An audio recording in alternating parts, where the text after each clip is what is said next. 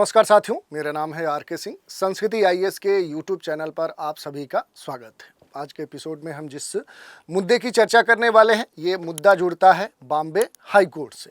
हाल ही में Bombay high court ने कहा कि लड़की को एक बार फॉलो करना अपराध नहीं है। तो इसी मामले की चर्चा आज के एपिसोड में हम करने वाले हैं। देखेंगे कि आखिर किस मामले में इस तरह का दिशा निर्देश बॉम्बे हाई कोर्ट ने दिया है। तो मामले को हम समझेंगे, जानेंगे, ये भी देखेंगे कि हाई कोर्ट ने आखिर इस मामले में क्या कहा है और इस मामले में जो आईपीसी की धारा 354D है वो क्या कहती है।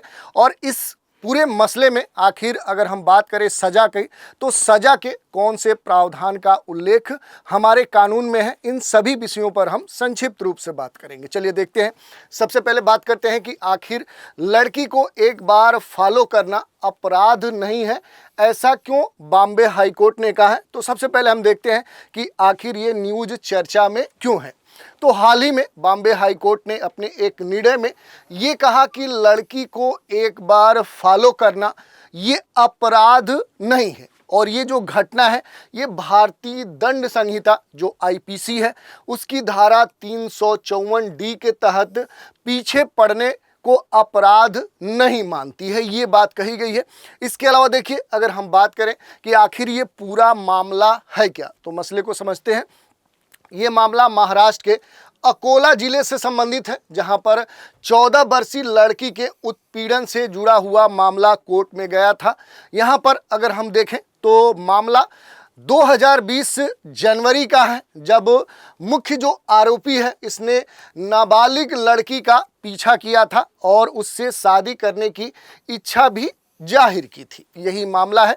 लड़की के मना करने के बाद भी आरोपी नहीं माना और लड़की की मां ने लड़के के परिवार से भी इस बारे में बात की थी, फिर भी आरोपी ने लड़की को परेशान करना जारी रखा। इसके अलावा देखिए, बात करें तो 26 अगस्त 2020 को आरोपी ने लड़की के घर में घुसकर मुंह दबाया और उसे गलत तरीके से टच किया। इस दौरान दूसरा आरोपी घर के बाहर देखें तो पहरा देता रहा और निचली अदालत ने आरोपी को आईपीसी की धारा 354 जो कि महिला की मर्यादा भंग करना, 354D जिसमें पीछा करना शामिल है और 452 जिसमें गृह अतिक्रमण शामिल है और इस धारा के अलावा 506 यानी आपराधिक धमकी के साथ पॉक्सो जो एक्ट है उसकी धारा 7 और 11 के तहत दोषी ठहराते हुए 3 से 7 साल तक के कठोर कारावास की सजा सुनाई थी। और इसी फैसले के खिलाफ जो आरोपी है उसने हाई कोर्ट में अपील की थी। हाई कोर्ट ने क्या कहा इस पूरे मामले में, तो हाई कोर्ट ने मुख्य आरोपी का दोष जो है उसे बरकरार रखा, लेकिन जो संबंधित सजा थी उसे कम कर दिया। इस केस में रिव्यू करने के बाद जो हाई कोर्ट है उसने ये कहा कि पीछा करने का जो केस है वो सिर्फ एक वाकया है, वाकया के आधार पर दर्ज किया गया है जब आरोपी ने लड़की का नदी तक पीछा किया था। इसके अलावा आईपीसी की धारा 354D के तहत देखें तो ये जरूरी है कि आरोपी ने लगातार विक्टिम्स का पीछा किया हो और उसे लगातार देखा हो, या फिर कहें तो फिजिकल या डिजिटल तरीके से उससे कांटेक्ट करने की भी कोशिश की हो। यही नहीं, कोर्ट ने अगर बात करें तो दूसरे आरोपी को भी सभी आरोपों से बरी करते हुए ये कहा है कि उसने घर के बाहर खड़े होकर पहरा देने के अलावा कोई अपराध नहीं किया है। इसके साथ ही जो कोर्ट है उसने आईपीसी की धारा 354A और जो पोक्सो एक्ट है उसके तहत मुख्य आरोपी को दोष जो है वो बरकरार रखा। हालांकि हाई कोर्ट ने मुख्य आरोपी की जो सजा पहले से दी गई थी उससे कम कर दिया। इसके पीछे देखें तो कोर्ट ने ये आर्गुमेंट दिया, ये तर्क दिया कि उसकी जो एज है, उसकी जो उम्र है वो काफ़ी कम है और वह पहले ही कस्टडी में 2.5 साल का सजा काट चुका है।